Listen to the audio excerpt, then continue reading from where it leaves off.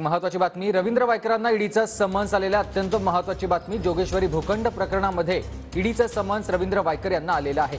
मंगळवारी रवींद्र वायकरांची चौकशी होणार आहे, तर बुधवारी रोहित पवार आणि गुरुवारी किशोरी पेडणेकरांना चौकशीसाठी बोलावण्यात आलेलं आहे। अत्यंत महत्त्वाची बातमी आपण बघतोय। कृष्णा सोनारवाडकर माझे सहकारी आपल्यासोबत जोडले गेलेत। कृष्णा, ईडीचा समन्स रवींद्र वायकरांना आलेला आहे।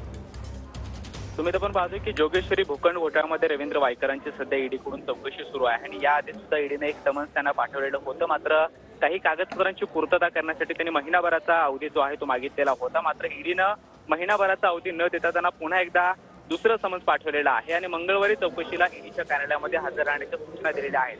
महाविकास आघाडीच्या 3 मोठ्या नेत्यांची सलग 3 दिवस ईडीकडून चौकशी होणार आहे, ज्यामध्ये रवींद्र वायकर यांची मंगळवारी जोगेश्वरी भूखंड घोटाळ्यामध्ये चौकशी आहे, तर बुधवारी रोहित पवार यांची बारामती अॅग्रो प्रकरणामध्ये ईडीकडून चौकशी केली जाणार आहे आणि गुरुवारी बॉडी बॅग घोटाळ्यामध्ये किशोरी पेडणेकर यांची सुद्धा चौकशी केली जाणार आहे। त्यामुळे हे तीनही नेते मंगळवारी, बुधवारी आणि गुरुवारी ईडीच्या कार्यालयामध्ये चौकशीला हजर राहतात का हे पाहणं महत्त्वाचं असणार आहे। मात्र रवींद्र वायकर यांना हे दुसरं समन्स पाठवण्यात आलेलं आहे, त्यामुळे रवींद्र वायकरांच्या अडचणी मोठ्या प्रमाणामध्ये वाढू शकतात।